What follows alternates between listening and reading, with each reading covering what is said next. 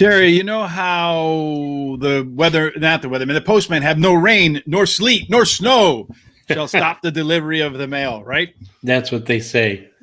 No power outage, nor internet outage, nor nothing. It seems like, we're going to do Grants Pass last time with our pick 4. Last time we were going to do Grants Pass, Terry, they canceled it. It's like there's a conspiracy against you and I getting out there and putting our Grants Pass picks out. Yeah, sounds like it, don't it? Sure, seems like it for sure, Terry. That's it's been that way. We're a little bit late today, folks, because as any of you know who have a Facebook account, Facebook is having some sort of internet problems, some network issues, and when Facebook has network issues, apparently it's a big sinkhole that drags down a lot of other things with it. Sounds like it. Sounds like that new series, La Brea. Yeah, I don't know. I don't watch TV, Terry, but in any way, it's one of those things where not even a Facebook outage can stop Terry and I from coming through. So we're going solo on YouTube today. No Facebook, unfortunately. But for those of you who normally watch on Facebook, we will send out an update in a little bit. So you can go ahead and check that out a little bit later on and come back to the YouTube channel anyway. A lot to talk about from this weekend, Terry. There were some very big races, a lot of them which were Breeders' Cup, and there were also Kentucky, well, at least two Kentucky Derby qualifiers on the weekend. We'll talk about the races that we saw on Saturday. First up, on Saturday, we saw a wire-to-wire effort in the Woodward from Art Collector. What did you think about that race? And Woodward and Art Collector runs on to the Breeders' Cup Classic. Well, I thought it was a pretty darn good race. I've always liked Art Collector, and went to the lead, never looked back. I think did a great job, and I'm looking forward to him being in the Breeders' Cup. Yeah, in that Breeders' Cup Classic, it's going to be a heck of a field. And Maxfield, the horse that finished second, in all likely, it will also show up out there at Del Mar in the first weekend of November. With Terry there. So it's going to be a heck of a field with Essential Quality, Knicks, Go, Art Collector, who looks like he's in form. And we'll talk about another horse that's going to end up there at compliments of a win in a minute. But another horse that you're going to see is Jack Christopher won the Champagne race. That was one you and I watched live, Terry, during our Saturday broadcast, yes, where we reviewed every Belmont race. Honestly, I wasn't as impressed with Jack Christopher's win as I was probably with Art Collector's. What about you? Yeah, I feel the same way as that. It was a good win, but not near as good as what Art Collector looked. So, yeah, I feel like, and we talked about it at the time, that Witt probably wins that race. But, and again, I said I'm not one to criticize jockeys because I'm not one that's on the horse. I don't know what what the jockey saw, but it certainly looked to me like Witt could have gotten a little better path than it did, getting trapped behind horses, having to stop. And as I mentioned on the show, looked like an impatient driver in traffic here in Chicago at rush hour, switching from lane to lane to lane, not quite sure where to go. Finally got the momentum started and then had to hit the brakes, try to let horses clear, and then try to take the rail. And as we mentioned, Belmont's got those big sweeping turns. Those horses aren't going to let the centrifugal force pull them away as much and open up the rail as they might at other tracks. That's true. Yeah, that's got a big wide turn. And so the horses take those a lot tighter than they do at the smaller tracks or the ones with the sharper turns. So. Yeah, so I think that just to me, and that was not the only ride there on Saturday, I was a little disappointed with. Wasn't all that happy with the ride I saw for Therapist either. Again, I'm not criticizing the jockey. I'm not out there. They put themselves in the best position they can. But it seems to me you don't want to get trapped behind a wall of horses if you're a closer. You want to give yourself somewhere to go. Right. And then the last race was the Awesome Again Stakes, Terry, where you had Medina Spirit as your top ticket. That race, unfortunately, looked eerily similar to what we saw. Not saying anything, but it looked eerily similar to what we saw in Kentucky when Medina Spirit got to the front and won the Kentucky Derby. Although in the Kentucky Derby, he was challenged. He wasn't so challenged here in the Awesome Again Stakes. No, he won it really easy, and I figured he would. A good thing that one of the angles I like is to put a horse like that's a hard favorite on top and put all the other horses second in exacta. Play it anywhere from $1 to $10 exacta. I think the exacta paid almost $85.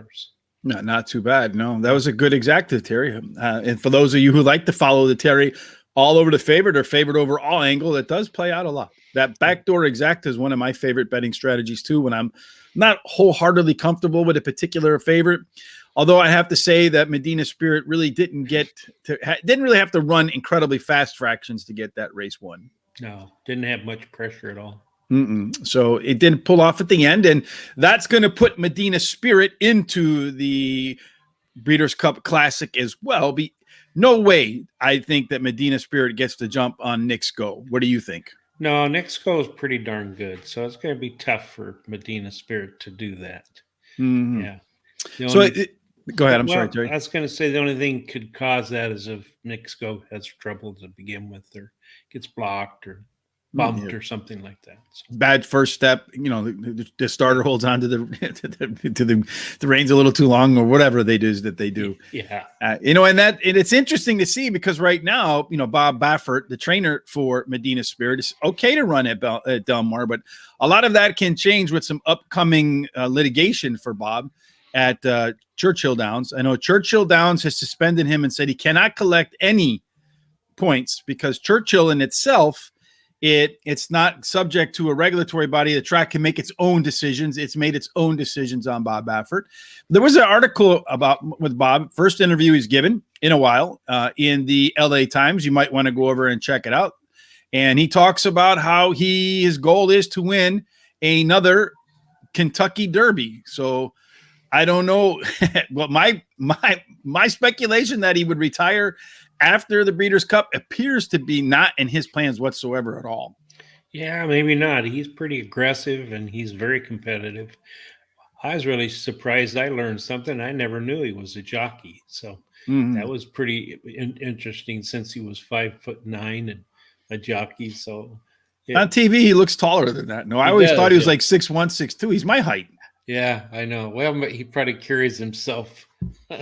Maybe it's the gray hair. Maybe I should go on TV. I will look a little taller on TV too. You might, especially if you stood next to me. So, or Sean, right? Yeah. Sean's not very tall either. Apparently, I didn't know. When I first, Terry and I and Tom, none of us has ever met other than through the internet, and I thought Sean was like 6'1", 6'2", and then I saw a picture of him with Trevor McCarthy over at Delaware. I was like, wait a minute, he's not taller than Trevor. He's about the same size. So he's not 6'1", 6'2". I can dunk on Sean. Yeah, and I've lost 2 inches in the last 4 or 5 years. So as you get older, you shrink.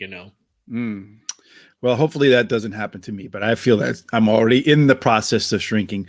What's interesting in the Los Angeles Times article, though, is they used a phrase that I used early on with Bob Baffert, and that's the dog ate the homework excuses. Right. And I thought the funniest one in there was a horse that tested positive something because a barn hand urinated in the hay. Come on, man. I thought, what the hell is that? That's what I thought too. I was like, come on, man. The urination excuse? You got to be. Anyway. But that was something I felt like we said first on this show. The dog ate the homework excuses, though I'm sure that it's not so original that nobody else thought of it, right? That's right. Yeah. And then finally, speaking of trainers misbehaving, and not that we're implying in anything towards anybody, but at Gulfstream Park, they had 5 trainers in one swoop. You're all suspended from different time frames, from 10 days to 40 days, for different sorts of infractions of giving horses too much of clenbuterol, I guess, right? They're not allowed to give them too much of it. And apparently these 5 did. And looks to me like those folks that run Gulfstream, that run Santa Anita, they run Golden Gate. I think of 5 tracks in all that Stronach group. They're really taking this stuff very seriously. And that's, to me, I think rather than having federal legislation like they're talking about, I think this is how you handle it. You take care of it at the track, on the spot, and then it ends. Yeah, and no gray areas. It's either black or white. That's the way it needs to be. Well, I'm kind of iffy on those zero tolerance policy type things, Terry, to be honest with you.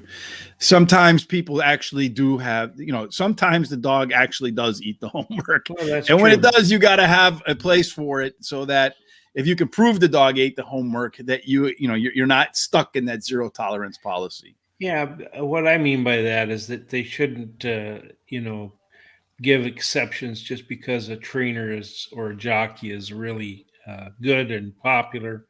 On the other hand, they shouldn't be really hard on them because they're, in news all the time. So that's what I mean by black and white. Everybody should be treated the same way.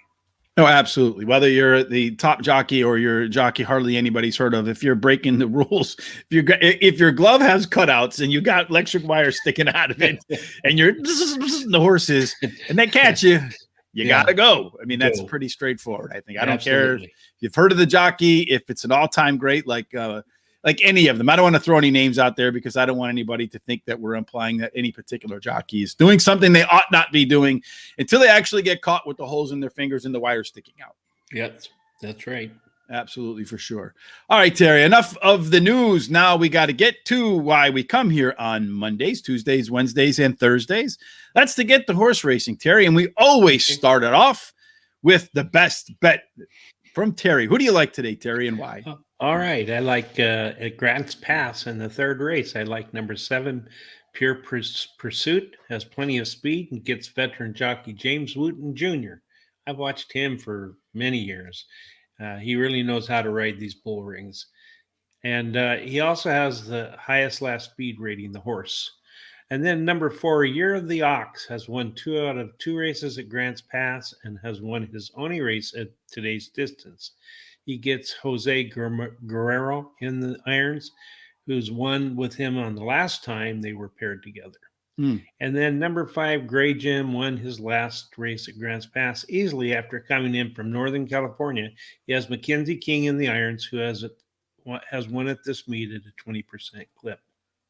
Yeah, I think I was actually born in the year of the ox in the Chinese calendar, Terry. Yeah. So maybe I'm not 100% sure about that, but it might be true that I was born in the year of the ox. Because I was looking it up for a different reason, because this year is 2022 coming up is the year of the tiger. Yes. So I was looking back at previous years, and yeah, of course, when you start looking at those things, you always want to see how they apply to you, right? We're all a little self-centered at times. And I was looking to see, and I think I was the year of the ox. Any idea what year you are? Are you the year of the horse, Terry? Is that explains your affinity for horse racing? I always thought I was the year of the ox. That's funny that you would think that, because I've always thought that was me too. So yeah, I looked it up. I could be right. I could be wrong. It wouldn't shock me if I was right or wrong either way.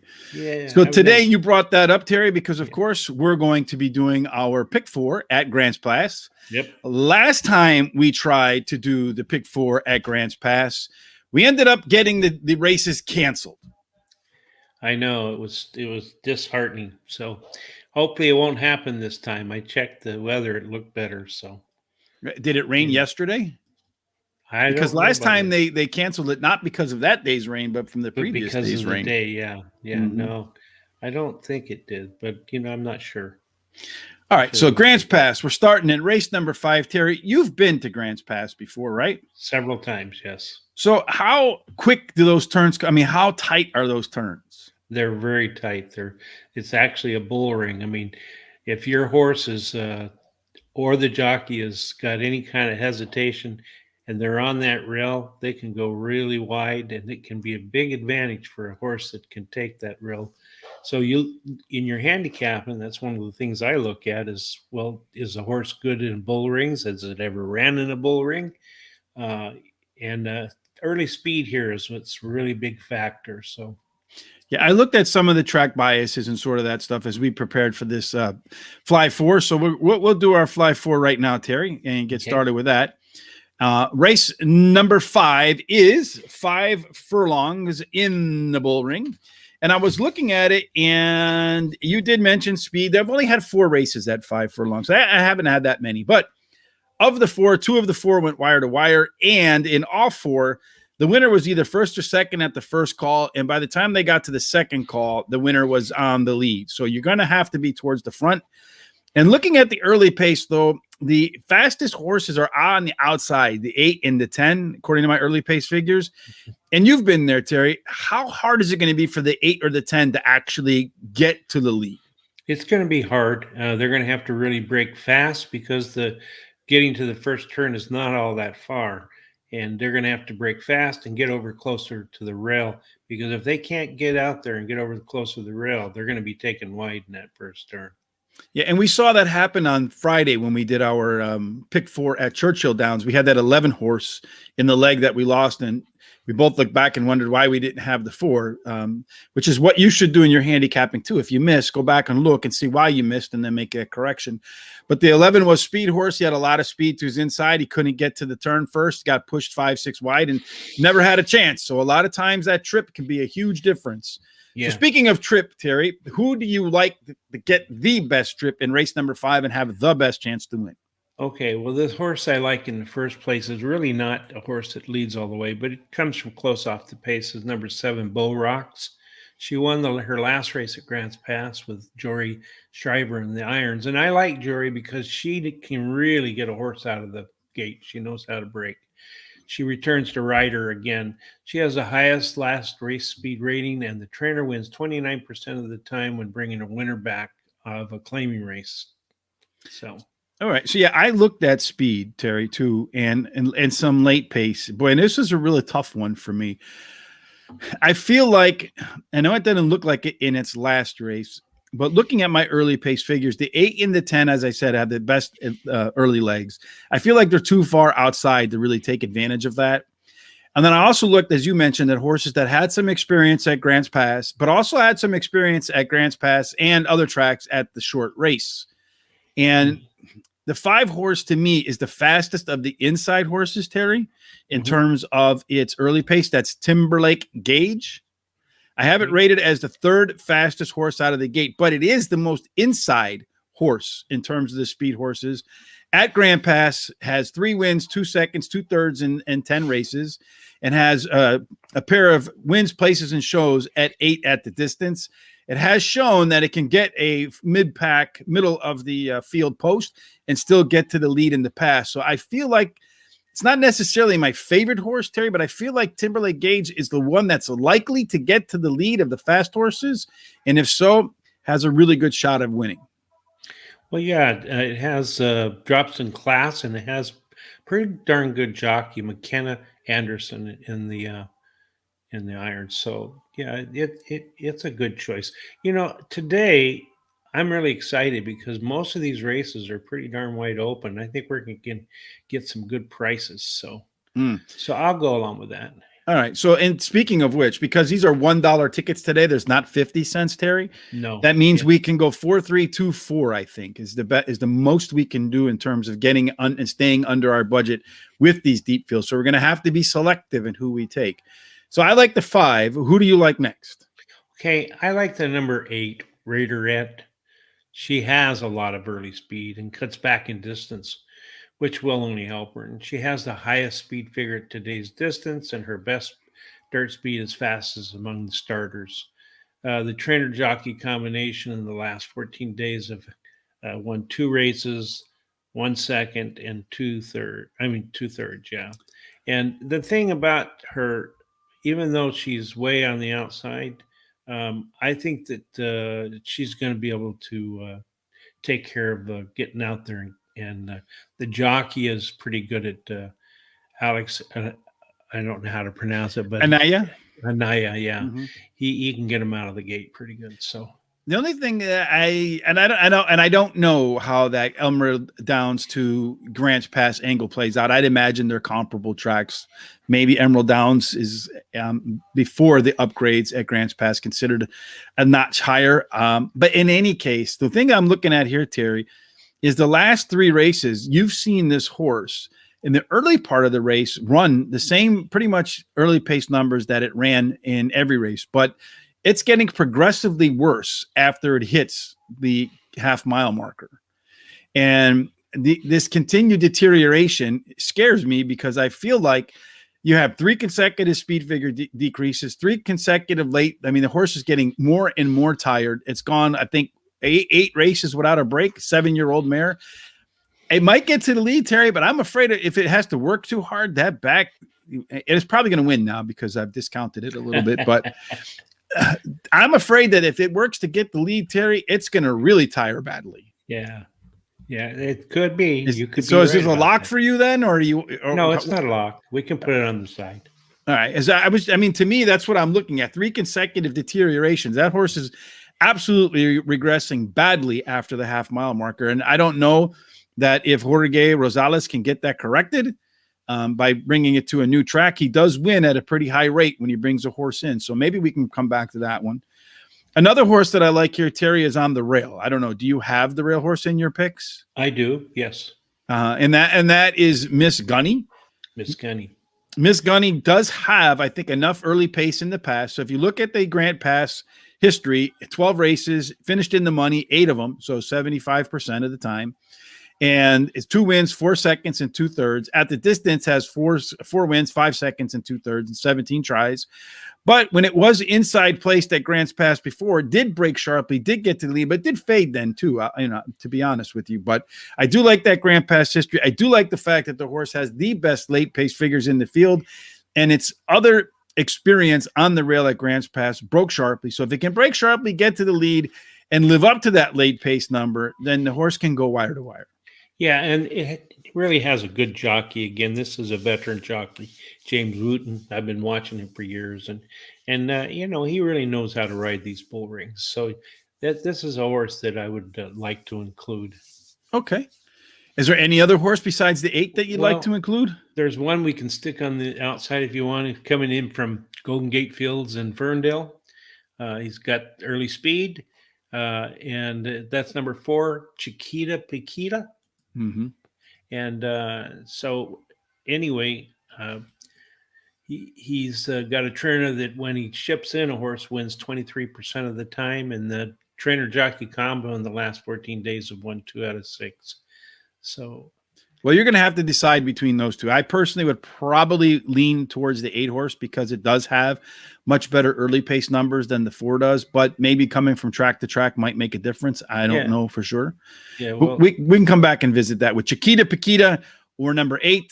The number 10 horse is another one that's going to get out in a hurry too, Raiderette. So that's another one that concerns me. I had that as my 4th pick, but actually I had it as my 2nd pick when I just ran through the numbers.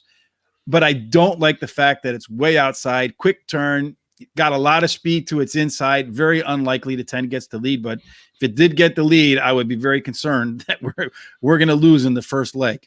Yeah, and of course it's got Mackenzie King, who's really good at riding these bull rings and getting them out of the gate too. So that's going to be a tough call. So I don't know. We'll put the 10 up there too as a consideration as well, just because – we don't know if there'll be some scratches tonight or anything along those lines because it's too early for all that. Right. Race number 6, Terry, is 6 furlongs. They've had 9 races. Only 2 have gone wire to wire, so it's not as much of a speed bias as the 5 furlongs are. It is a $15,000 stakes race, I guess, and 3-year-old fillies. Who do you like as your top choice in race number 6? Oh, I really like number 2, Clubhouse Saint. She comes in from Northern California and promptly won her last race at Grants Pass with Mackenzie King. And now Mackenzie King returns to ride her again. She can lead or come off the pace to win a race, and she has the highest last speed rating. And I really like this horse, so it's a lock for me. Yeah, that was my top choice too, Terry. In fact, I think there's 2 horses. I think there's 4 horses in this 9-horse field that I feel like have a chance to win. But I feel like the 2 of them are incremental. I would say they're better than the other 2 that I feel like have a chance to win. So Clubhouse Saint was definitely my top choice. Horse has run a lot of quality races recently. Did pop the last top last race speed figure in its first start at Grant Pass. Had a inside draw last time out as the 3. This time it's got the 2. So I don't think that the draw hurts this horse. I do like the fact that all of its early pace, mid pace, late pace numbers improved in its first start at Grants Pass. So I agree with you on the 2 horse. The other one for me, Terry, is the 5 horse Mean Sharon. Mm-hmm. I know that that's not the Mean Mary that we talk about sometimes, but I figured it was close enough. So Mean Sharon to me is another horse, Terry, that is going to break sharply. And of the horses that break sharply, Mean Mary has the best late pace numbers. does have a race last time out at Grants Pass.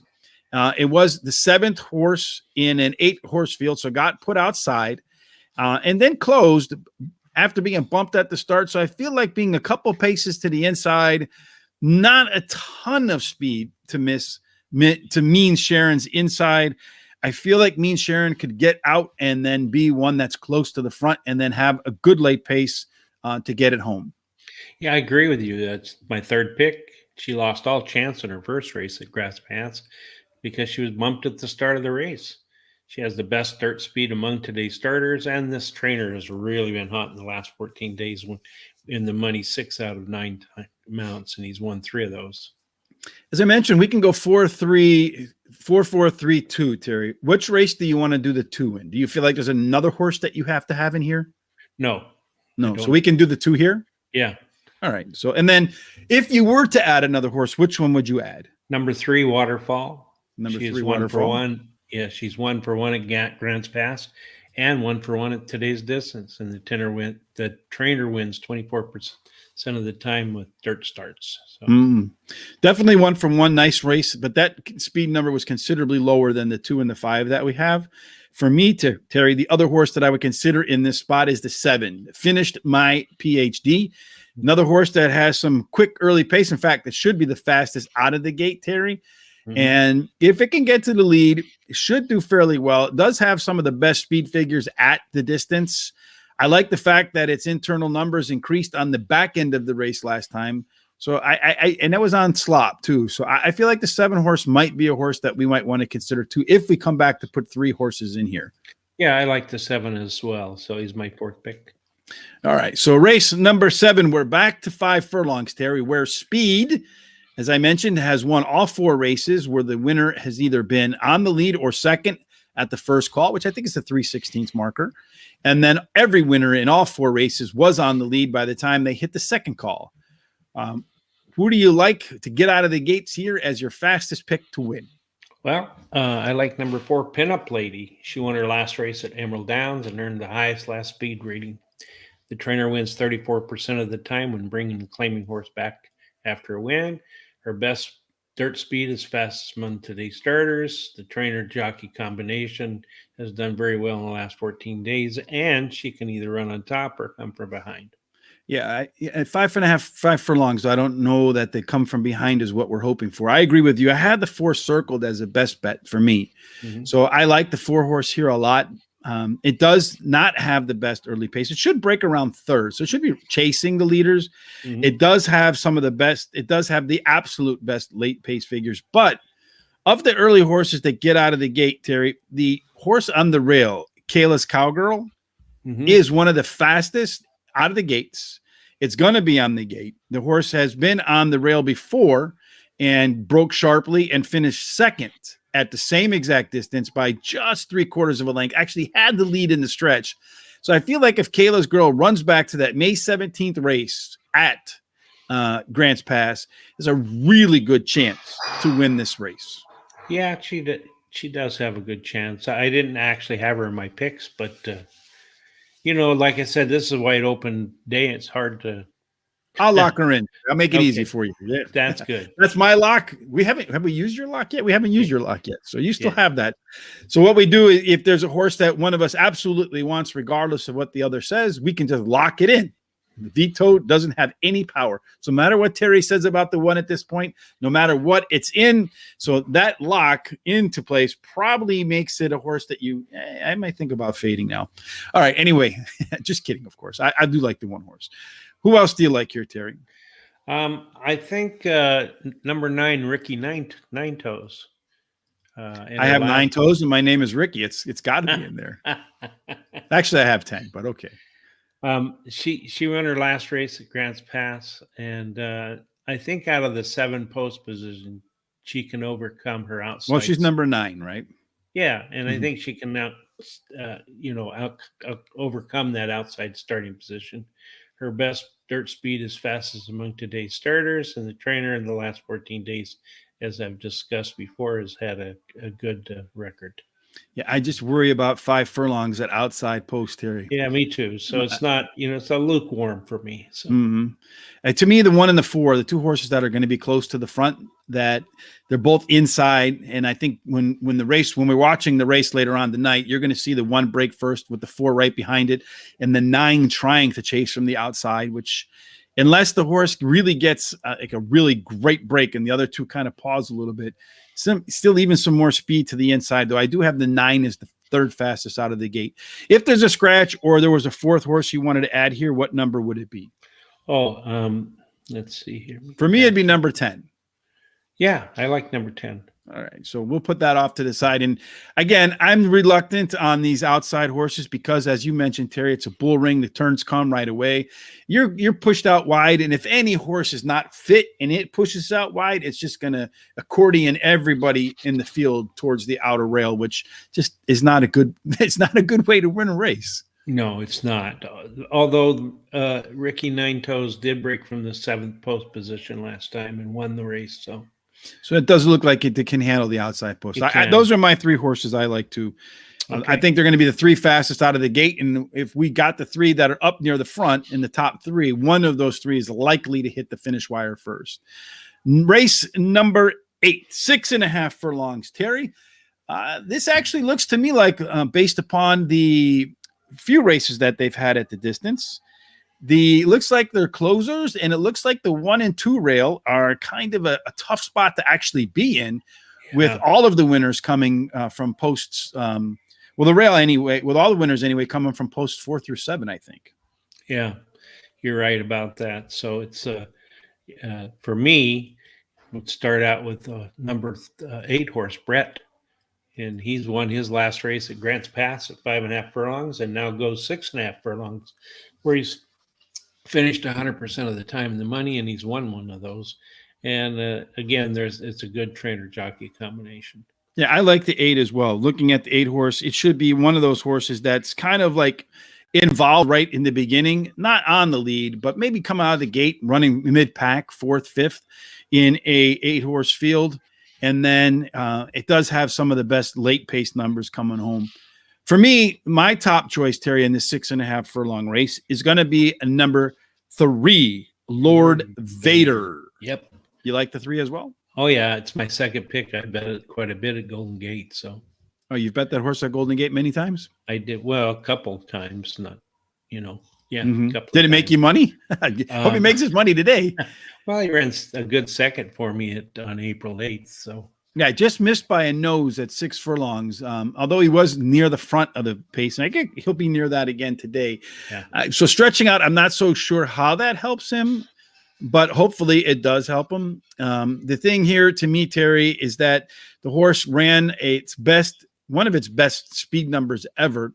I think it was the top speed number for any of these horses that's or close to the top number for any of these horses at Grants Pass. Mm-hmm. But this is going to be its second start off a layoff. Right. And looking back at its previous second starts, the horse tended to improve in the second race off a layoff. Mm-hmm. So if you see that same cycle play out here, it ran the best last race speed figure. If it improves off the best last race speed figure, then some other horse is going to have to make a real significant jump to beat it. I think Lord Vader should be a part of the pace all the way around. I just worry about maybe a late fade. If it improves in the race too and has a little more stamina, then I'm not so concerned. Yeah, I agree with that. So let's put that one in there. So. Who else do you want to add in here? I like in my 3rd position. I like Luke's Place, number 2. He ran average races twice at Emerald Isles, and now he tries Grants Pass. The trainer wins 27% of the time when shipping a horse into a new racetrack. And the trainer has, as we said before, good. But I was between that horse and the number 5, Lono. So you're between the 2 and the 5. Yeah. Lono all of a sudden ran some good races at Ferndale. And normally the horses that come in from Grants Pass to Ferndale don't run as well. So I was really impressed with that. He didn't show much in his last race at Grants Pass, but he appears to have had a bad break. So I'll throw that race out. And he's finished 50% of the time in the money this year and won 25% of those races. Okay. And for me, one horse I was looking at as well. I mean, you have Papa Was a Rolling Stone, the 4-horse. Yeah. It's not a absolute for me either because the horse has really been out of form, but does have the best late pace numbers in the field. And I did mention that closing looks like it's the way. Has run at Grants Pass 6 times, only has a second and a third. It's run at the distance 5 times with a win. So it does have its lone win in 23 races at the distance. That was on an off track. You said the weather's going to be nice up there. So I'm not sure which one of these horses. Whoops, what happened just there? Interesting, right? Technology. I'm not sure which one of these horses, Terry, to put in here. We have to decide now, where do we want to go? 4, where do we want to go? So we can go 4. We already decided on which one we want to go 2 on. So in race number 5, do you feel like we need anything other than the 1, 5, or 7? In race 5, the first leg. Yeah. I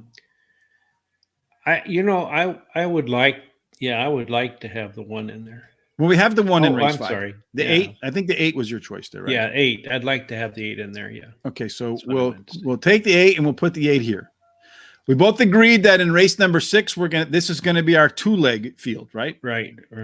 So race number 7, if the 9 can't get to the lead, the 10, do you feel like we should put the 10 in there, or do you feel like we should just make this the 3-legged and then end on 4? Yeah, I think it should be 3 legs because we already have one outside horse. I think the 9 will outbreak the 10. So that'll be a pretty close race. Yeah, I agree with you on that. All right, so race number 8, we got to pick between these 3 horses. I would like to, based upon the looking at the pattern of winners here, it seems to me that the 4-horse, I want to have the horse with the best late kick, considering that a horse with late kick is likely to win this race. But so between that, to me, it's either between the 4 and the 5. I have them ranked evenly. The 5-horse and the so we can go ahead. You want to put the 5 in there, and then what do you want to do about the 2 or the 4? I think I would. I think I'd rather put the 4 in there than the 2. Yeah, I do. Yeah. Okay, so we'll put the 4 in there. Cut. We'll put the 4 in here, and then we'll put the 2 off to the side. So these horses to the side, folks, these are horses that in the event there is a scratch, you can substitute one of these horses in this particular order. I suspect that's how we would rank them in our order. So in race number 5, Terry, we're going to go 4 deep, the 1, the 5, the 7, and the 8. Race number 6 is the one that we're going to be crossing our fingers on to get through. That's the 2 and the 5. Race number 7, the 1, the 4, the 9 with the 10 as an alternative. We just have to make sure the 1, the 4, and the 9 break faster than the 10. But that quick turn, I think those 2 outside horses are going to struggle. Race number 8, we like the 3, the 4, the 5, as I mentioned. The 3, the 4, the 5, and in that area, the 3, 4, 5, and 8, those posts have won all of them. These are all horses that should be like right off the pace, but have a good late kick. That's the way to win these 6.5 furlong races at Grants Pass, Terry. And then entire ticket is, I think, 90. So it's 16 times 4 is 98. So, 48. So that'd be a $96 ticket for $1, because these are dollar pick 4s, right? That's right. That's correct. All right, fantastic. So that wraps up the Fly 4 at Grants Pass, Terry. I hope we get off to a great start to start the week. Real quickly, Terry and I, of course, we always do our hot dog pick 4s. Terry started off with, let's put the hot dog pick 4 in there. Terry started off with the 4, the 7, and the 8, 2, 3, 5, 4, 9, and 8. That is I think it was a $18 ticket, Terry. Is that right? Yeah, I think so. Yeah. 18. Yeah, I'll just pull that off. 18. And then I just went 2 by 2 by 2 by 2. I did the Noah. Instead of a hot dog pick 4, mine is the Noah pick 4. It's cute. So I have the 1, the 7, the 2, the 5, the 1, the 4, the 3, and the 8. Really focusing on horses that fit the Grants Pass course. That's kind of what I was shooting for. All right. And then finally, Terry, we have Sasquatch is, as always, on the loose that Terry and I look for it. This is our 3-piece parlay. 3 horses Terry and I think can finish first or second. Oh, man, I messed up your races, Terry. They can't all be racing in Grants Pass race number 3, so forgive me. What races are they? I know the first one's race number 3. That copy down just killed me there. Yeah, 4th race and then the 7th race. So 3, 4, and 7. So in race Yeah. 3, Terry likes the 7. Race 4, he likes the 5. In race 7, he likes the 3, Baby Rose. I get the names right at least? Yeah, and here's the thing. I'm doing something different because I haven't had much luck. Instead of taking my first picks in these races, I did take my first pick in the third race, but in the fourth race, I took my third pick, and in the seventh race, I took either my second or third pick. I don't remember. Well, they're all race 3, Terry. They Thanks are, to me. but they're all going to be pretty good prices if they win. So again, it's race 3, 4, and 7, not race 3, 3, and 3. Right. I apologize for that. I'm the one that puts the graphics together, and I like when I mess them up because they usually win then, because everybody's confused and they're winners, but not really winners. And for me, in Indiana Grand Race 4, I like the 1-horse Cactus Flower, number 5, Evil Eye, number 7, Kanfu. These are all the top choices if you head on over to Horse Racing Radar's premium pick pages. These are all our top picks and best bets at Indiana Grand today. You can find those, as I mentioned, at Horse Racing Radar. If you go to the premium picks page, let me bring that up real quick, Terry. If you head on over to the premium picks page, you will see all the tracks that are featured today. We have Delaware Park. We have Grants Pass, Parks Racing, a site that wants to refresh Zia Park, Finger Lakes, Indiana Grand, Presque Isle Downs, Fort Erie, Mountaineer, Thistle Downs. We grade every horse. We have 3 best bets in every track. So and we've done pretty well. I think yesterday, as a matter of fact, I had $43,000 worth of potential winning tickets. So not that you'll collect all that, but it depends on how you bet. Yeah. That wraps up this Monday delayed show. Thanks to Facebook and some national internet outage. Terry, any final thoughts before we get up out of here and get back tomorrow in 23 and 15? Well, I'm going to say, if you like us, don't forget to subscribe on YouTube and follow us on Twitter, retweet us, and then also, if you like us on Facebook, when it's up and running, give us a thumbs up. Yes, when Facebook is up and running, give us a like. If you're on YouTube, if you can, thumbs up helps us with the algorithm. If you like what you saw, if we win that pick 4 tonight, it should be a nice payout at that pick 4, because you got 10 by 9 by 10 by 8. It's pretty big fields at Grants Pass. So if we hit that one, folks, and you collect a few bucks, a thumbs up would be greatly appreciated. You don't have to do it. We can't require you to do it. But it's something that we kindly request to help us move up. Tell your friends about us too on Twitter, Facebook, Instagram, over the phone, text, however it is you communicate. Let them know about Horse Racing Radar TV right here on YouTube. All right, Terry, that wraps up Monday, a delayed start to Monday, but we do have it done. I look forward to tomorrow when we're going to do Indiana Grand, I think, right? Yes, I think that's true. Parks. Parks tomorrow and Indiana Grand on Wednesday. And then Belmont on Thursday. So. Yes, those will be our pick 4s. If you want to include your pick 4, send it to me at gtsrichb@gmail.com or post it on Facebook when Facebook is up, or you can put it on Twitter as well, and we'll make sure we put it on the show. Until then, Terry, as always, good luck at the races, and we hope that your picks end up in the winner's circle.